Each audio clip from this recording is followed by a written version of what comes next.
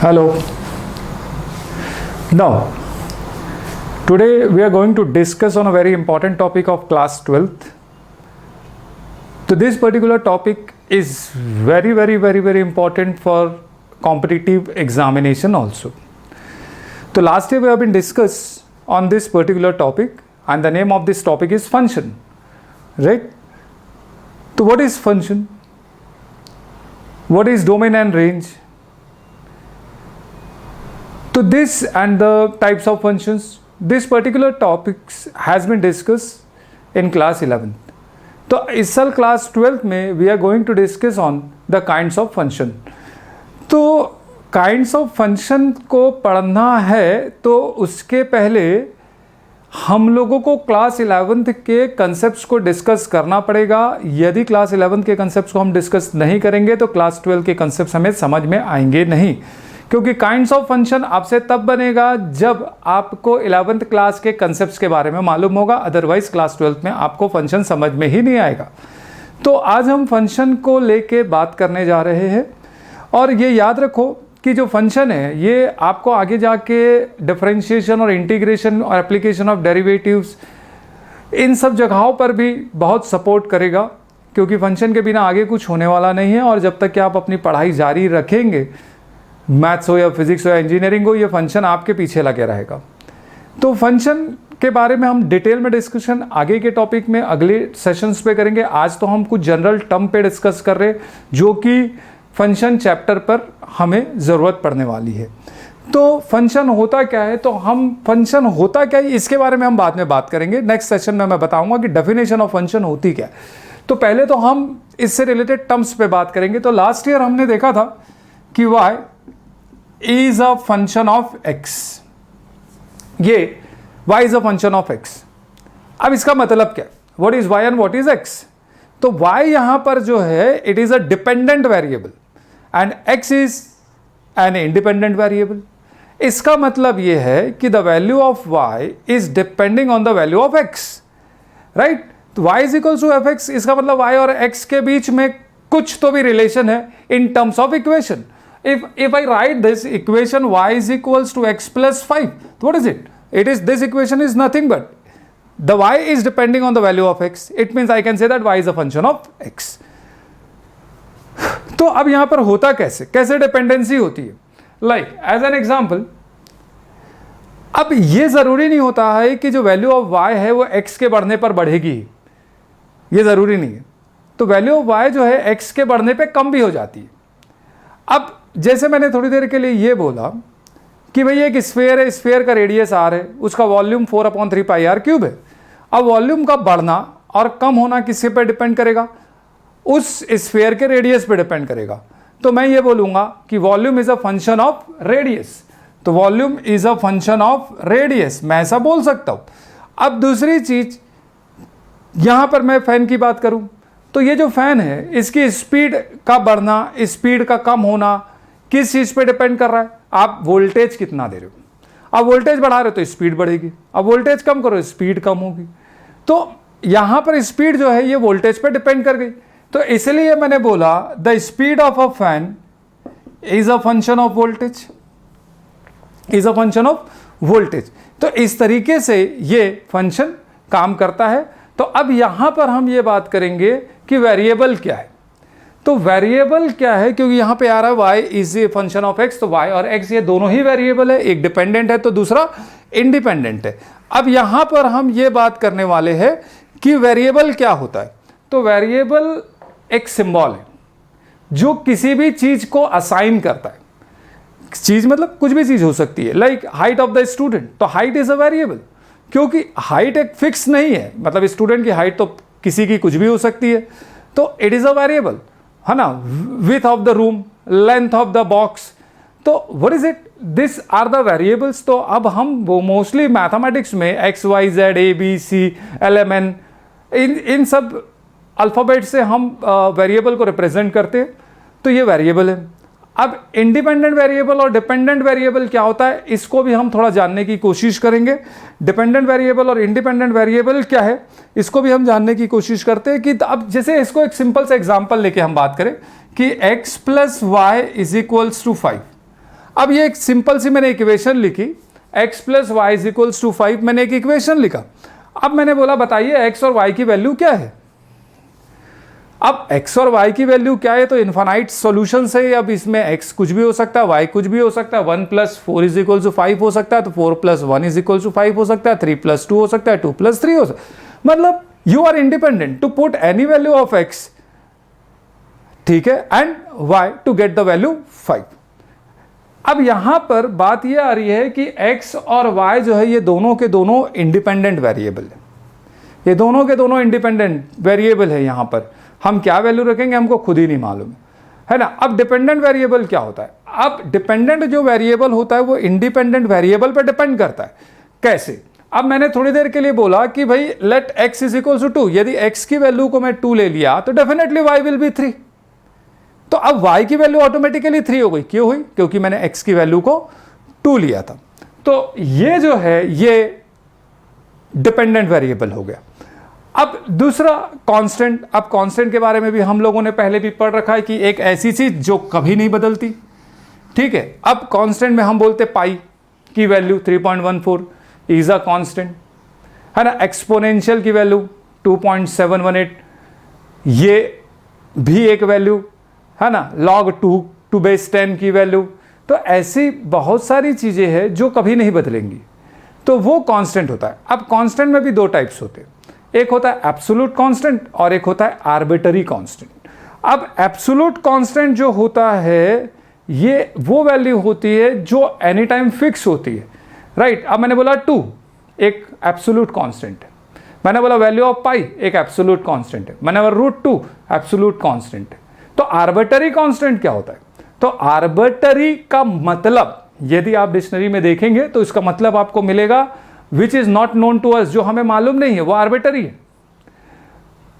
तो arbitrary constant जो होता है वो किसी चीज पर डिपेंड करता है, ठीक। मतलब ये फिक्स वैल्यू नहीं होती कांस्टेंट की, ये डिपेंड करता है कि आपका वेरिएबल कैसा है। जैसे आपने लास्ट ईयर पढ़ा था equation of a line, y is equals to mx plus c, ये इक्वेशन ऑफ अ लाइन है। अब इस इक्वेशन ऑफ लाइन में तो ये लाइन कितने लाइन की इक्वेशन है, डेफिनेटली इनफाइनाइट लाइन की इक्वेशन, डेफिनेटली इनफाइनाइट लाइन की इक्वेशन। यहां पर यदि मैं y और x को बदलता जाऊंगा तो y x को मैंने बदला, m को मैं बदलूं तो लगातार, अब जैसे मैं y m और x यदि मैं इनको बदल रहा हूं तो ऑटोमेटिकली c की वैल्यू बदलते चले जाएगी। मतलब यहां y x और m को चेंज करने से लगातार c बदल रहा है, उसी तरीके से मैं x और y को चेंज करूंगा और m को उसके करस्पॉन्डिंग चेंज करूंगा तो c बदलता चला जाएगा। तो ये जो c जो है ये आर्बिट्ररी कांस्टेंट है। तो ये आर्बिट्ररी कांस्टेंट की जरूरत आपको आगे चल के, मतलब ये किसी चीज पर डिपेंड करेगी। मतलब जैसे थोड़ी देर के लिए एक सिंपल सा एग्जांपल हम लेते हैं, अब थोड़ा सा ध्यान दो। y is equals to X plus C, थोड़ी देर के लिए मैं ये ले लिया, अभी यहाँ पे m को 1 ले लिया, m को मैंने 1 ले लिया, ठीक है। मैंने बोला at x is equals to 2 y is equals to 0, मतलब एक कंडीशन दिया कि x इज इक्वल्स टू 2 में y की वैल्यू 0 होगी, तो भाई c इज इक्वल्स टू -2 हो गया, आर्बिट्ररी। अब फिर से देखते, y is equals to X plus C में यदि मैंने बोला x इज इक्वल्स टू -1 है तब y की वैल्यू 2 होगी। थोड़ी देर के लिए हमने एक कंडीशन लगा दी, बॉन्ड कर दिया कि x की वैल्यू -1 पे y की वैल्यू 2 होगी। तो अब यहां पर मैं रखूं तो c की वैल्यू मुझे 3 मिल जाएगी। तो आप यहां पर देखो x और y को बदलते जा रहे हैं हम, कंडीशंस चेंज करते जा रहे हैं, तो c भी चेंज होता जा रहा है, तो इसको बोलते हैं हम लोग आर्बिट्ररी कांस्टेंट। Is it. अब थोड़ा सा नेक्स्ट कंसेप्ट और एक आते जो लास्ट ईयर आप लोगों ने पढ़ा था, मैं अभी उन्हीं कंसेप्ट पे ज्यादा फोकस कर रहा हूं जो अगले सेशंस पे हमें काम आने वाला है। अब दूसरा एब्सोल्यूट वैल्यू।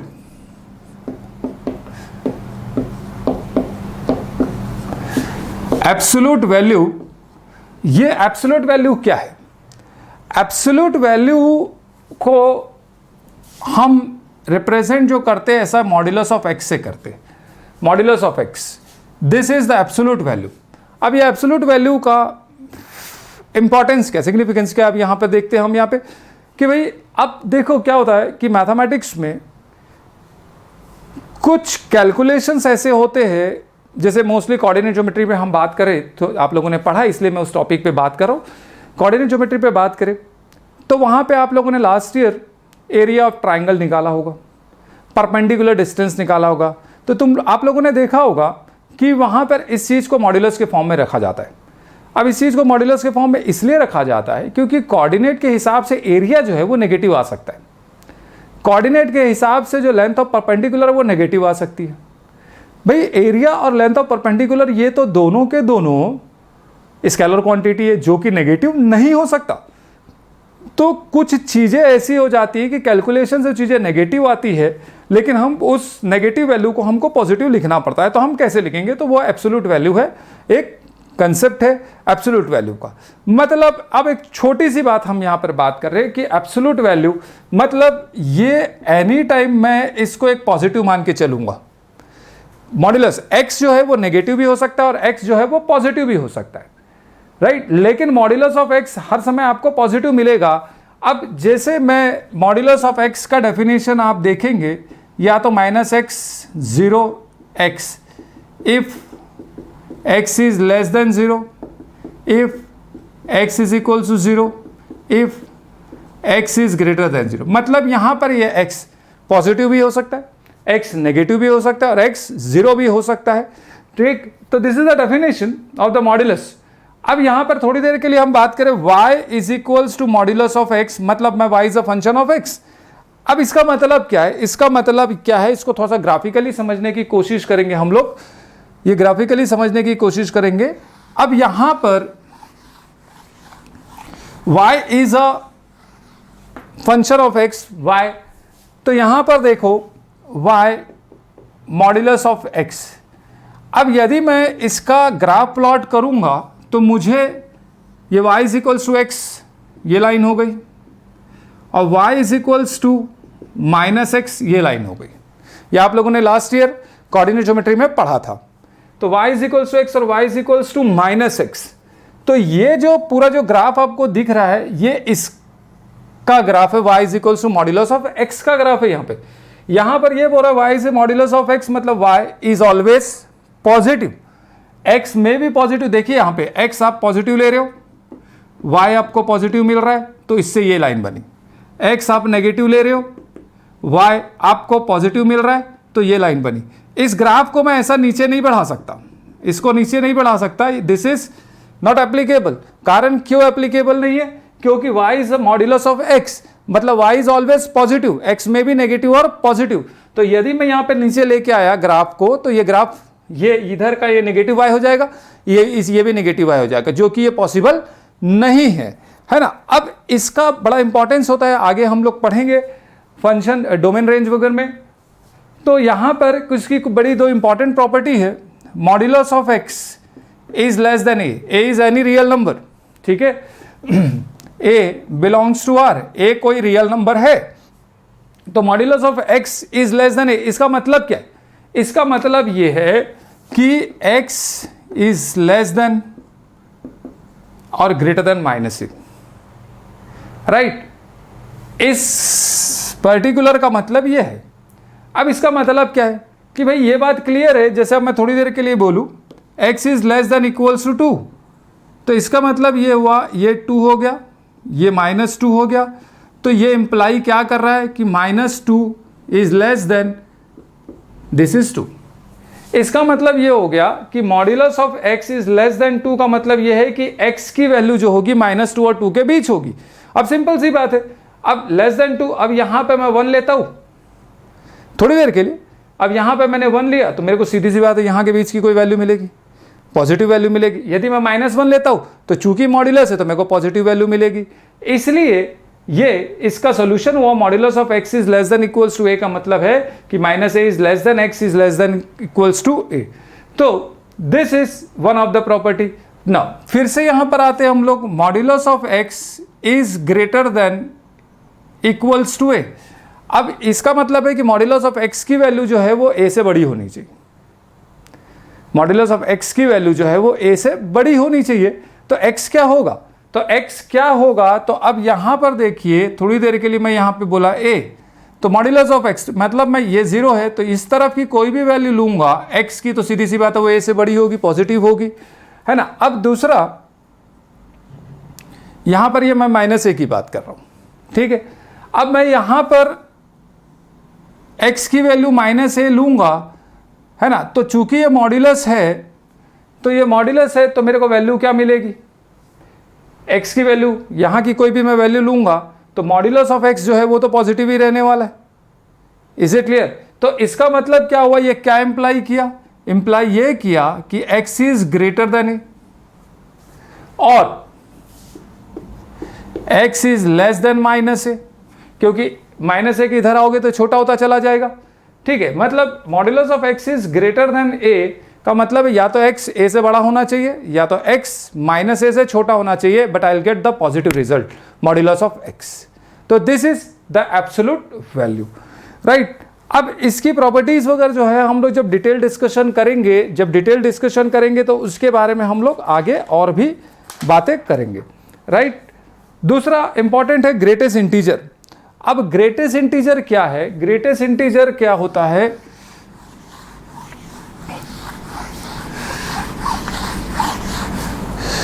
ग्रेटेस्ट इंटीजर क्या है। अब ग्रेटेस्ट इंटीजर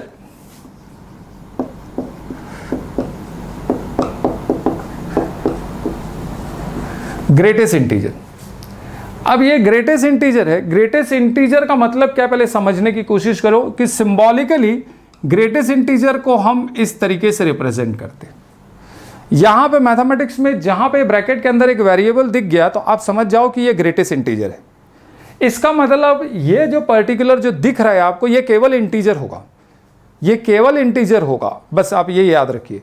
और इसकी जो ग्रेटेस्ट इंटीजर की जो डेफिनेशन है वो डेफिनेशन ये है, greatest integer of x is less than equals to x, ठीक। x में भी एनी रियल नंबर।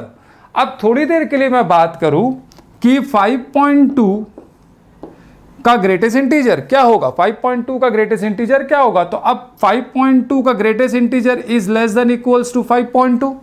अब लेस देन इक्वल्स टू 5.2 का मतलब यह है कि 5.2 से छोटा इंटीजर कौन सा, तो 5.2 से जो छोटा इंटीजर है वो है 5, तो ग्रेटेस्ट इंटीजर ऑफ 5.2 इज 5। अब दूसरा लेता हूं मैं यहां पर ग्रेटेस्ट इंटीजर ऑफ 7.9, तो सीधी सी बात है दिस इज 7.9 से छोटा इंटीजर एंड दिस इज 7, तो ग्रेटेस्ट इंटीजर ऑफ 7.9 इज 7। अब दूसरा यहां पर देखता हूं मैं -1.2 का ग्रेटेस्ट इंटीजर क्या होगा, तो दिस इज -1.2 से छोटा इंटीजर, तो -1.2 से छोटा इंटीजर -2 हो गया। तो this is what, this is called the greatest integer function. ये बड़ा इंपॉर्टेंट टॉपिक होता है, आगे चल के तुमको काइंड्स ऑफ फंक्शन आप लोगों को निकालना पड़ेगा, तो उसमें ग्रेटेस्ट इंटीजर से रिलेटेड आपको क्वेश्चंस मिलेंगे। तो ये बेसिक डेफिनेशन आपको मालूम होनी चाहिए कि ग्रेटेस्ट इंटीजर फंक्शन एग्जैक्टली होता क्या है, इज इट। अब दूसरी चीज इसमें यहां पर बड़ी इंपॉर्टेंट चीज है वो है इंटरवल। अब इंटरवल क्या है, अब इंटरवल क्या है,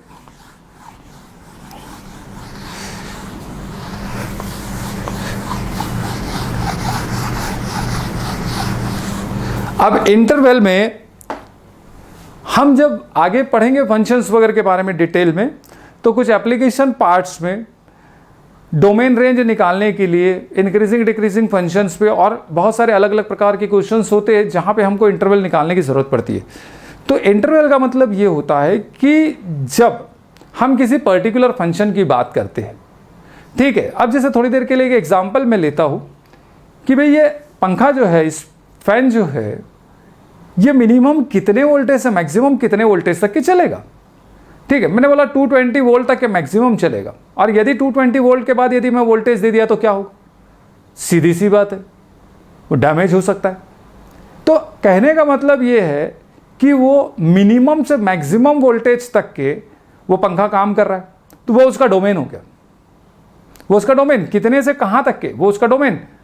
तो मतलब मैंने बोला कि ये 10 वोल्ट से 220 वोल्ट तक के चल रहा है, एज एन एग्जांपल 10 वोल्ट से 220 वोल्ट तक के चल रहा है, मतलब 10 वोल्ट से 220 वोल्ट तक की ये इसका इंटरवल है। 10 से 220 वोल्ट तक के 10 से 220 वोल्ट तक के ये फैन काम करेगा, उसके बाद ये फैन काम नहीं करेगा, तो ये इसका एक इंटरवल हो गया, ये डोमेन हो गया इसका, ठीक। तो कोई भी फंक्शन में जो इंडिपेंडेंट वेरिएबल होता है उसकी वैल्यू एक मिनिमम से मैक्सिमम तक के हो सकती है। अब हो सकती है तो कहाँ से कहाँ तक की होगी, तो वो जो वैल्यू होगी वही उसका इंटरवल कहलाएगा, राइट। अब यहाँ पर वो उसका इंटरवल कहलाएगा। और मैं नेक्स्ट जो आपका सेशन होगा उसके पहले मैं आपको 5 मिनट का कुछ स्लाइड्स यहाँ पे दिखाऊंगा।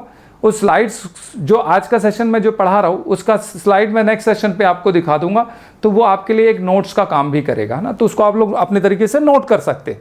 अब इंटरवल में यहाँ पर मैथमेटिक्स में हम लोग बेसिक 2 इंटरवल्स की बात करते हैं, एक ओपन इंटरवल और एक होता है क्लोज इंटरवल।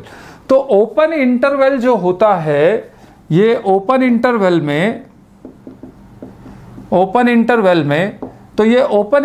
में होता ये है कि ये एक नंबर लाइन मान लिया, ये 0, ये A और ये B, ये एक नंबर लाइन है 0A और ये B, कोई 2 रियल नंबर है। यदि मैं A और B को छोड़ दूं और इनके सारे बीच की वैल्यू को ही मुझे लेना है, A और B को मुझे नहीं लेना, केवल उनके बीच की सारी वैल्यूज को मुझे अपने इंटरवल में लेना है, मुझे X के लिए लेना है, तो मैं इस इंटरवल को ओपन इंटरवल बोलूंगा। कहने का मतलब यह है कि यहां पर जो X होगा वो B और A के बीच में इस तरीके से लाई करेगा, A और B के बीच में इस तरीके से लाई करेगा। तो इसको हम लिखते कैसे है, X belongs to A, B। इसका मतलब यह हुआ कि ये जो ब्रैकेट आपको दिखा रहा है ये ओपन इंटरवल का ब्रैकेट है ना। अब इसका मतलब यह है कि A और B के बीच की ही वैल्यू है, A और B इसमें इंक्लूडेड नहीं है, तो ये कहलाता है ओपन इंटरवल, राइट। अब दूसरा है, अब जैसे एक एग्जांपल के लिए मैंने बोला X 2 से 5, इसका मतलब ये है कि ये 2 और ये जो 5 है इसके बीच की सारी values are included, but the 2 and 5 are excluded. 2 and 5 are not included in that particular interval, but all the values lies between 2 and 5 lies in the interval. Get my point clear? Now, what is close interval? तो close interval में if we include the extreme value of the open interval, right? When we include the extreme value of the open interval, ठीक, और तो उसको include करेंगे, बीच की value तो included है ही, तो वो जो इंटरवल होगा वो क्लोज इंटरवल हो जाएगा। तो क्लोज इंटरवल में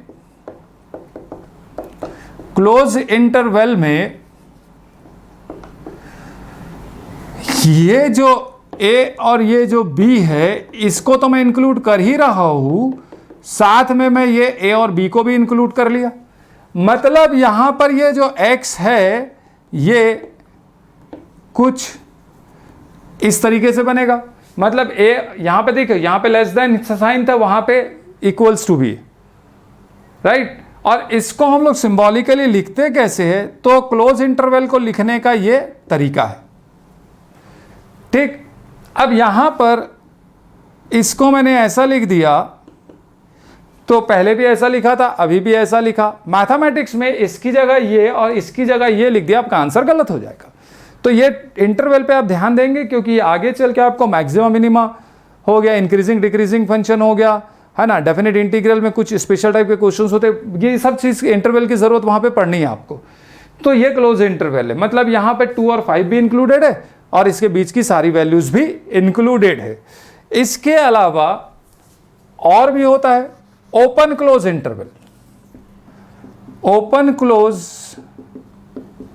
इंटरवल, तो ओपन क्लोज इंटरवल क्या है, ओपन क्लोज में ओपन इंटरवल भी ओपन भी है और ये क्लोज भी है। तो अब यहां पर ओपन क्लोज इंटरवल में यहां पर ये A है, ये B है, तो ये सारी वैल्यूज इंक्लूडेड होंगी और B भी इंक्लूडेड होगा, बट A इंक्लूडेड नहीं होगा। तो मैं इस चीज को इस तरीके से ऐसा लिख सकता हूं। तो दिस इज द ओपन, मतलब ओपन पहले बोला, तो इसका मतलब X belongs to A, B, sorry A, B। तो ये A ओपन है, B क्लोज है, राइट। तो x belongs to a comma b, तो ये हो गया open close interval, a included नहीं है, b इंक्लूडेड है, इसके बीच की सारी वैल्यूज भी इंक्लूडेड है। दूसरा यहां पर close open interval, close open interval. तो क्लोज ओपन इंटरवल में होता क्या है कि जब मैं यहां पर a और b ये दो कोई रियल नंबर ले रहा हूं, रियल नंबर लाइन पर, तो यहां पर ये इंक्लूडेड होगा, ये बीच की सारी वैल्यूज इंक्लूडेड होगी, बट b इंक्लूडेड नहीं होगा। तो कहने का मतलब ये है कि x is less than b but greater than equals to a, greater than equals to, ठीक है। तो यहां पर ये हो गया। तो अब इसको मुझे लिखना है, तो ये x belongs to a comma b, right. तो दिस इज ठीक। इसके अलावा एक ब्रैकेट और यूज होता है इंटरवल में, ये भी बड़ा इंपॉर्टेंट है, वो ये है ये करली ब्रेसेस। तो बेसिकली करली ब्रेसेस हम लोग सेट लिखने के काम में लाते हैं, तो सेट लिखते हैं तो हम लोग करली ब्रेसेस का यूज करते हैं। तो अब इसका क्या मतलब है, अब यदि मैंने ये लिखा a कॉमा b, तो x belongs to a comma b, तो हमने क्लोज ओपन क्लोज इंटरवल भी पढ़ा, ओपन भी पढ़ा, क्लोज ओपन ओपन क्लोज भी पढ़ा। अब उसके बाद ये भी एक आ रहा है, तो ये क्या है, इसका मतलब है x belongs to a comma b, मतलब ओनली a एंड b। इसका एक ही मतलब है, only a and b, right. तो यहां पर ये केवल x की वैल्यू a और b ही होगी, इनके बीच की और कोई वैल्यू नहीं होगी। जैसे x belongs to bracket 1 comma 3, मतलब इट मीन्स x की जो वैल्यू है या तो 1 है या तो 3 है। इज इट या नॉट, या तो 1 और 3, मतलब x की वैल्यू 1 भी हो सकती है और 3 भी हो सकती है। क्लियर है मेरी बात, समझ में आ रही है बात। तो ये तो आपका बेसिक फंडामेंटल्स हो गया। तो नेक्स्ट सेशन में हम लोग डिस्कस करेंगे फंक्शन, डेफिनेशन ऑफ फंक्शन के बारे में, ठीक है, नंबर ऑफ फंक्शंस के बारे में और वैल्यू ऑफ फंक्शन के बारे में। तो फंक्शन की डेफिनेशन से हम स्टार्ट करेंगे और फिर उसके बाद हम लोग आगे चीज़ों को बढ़ाएंगे। तो मैं इसकी स्लाइड्स भी आपको दूंगा, यहीं पर आपको डिस्प्ले कर दूंगा 2 मिनट के अंदर, आप वीडियो को पॉज करके उसको एक बार पढ़ सकते हैं। Okay, thank you.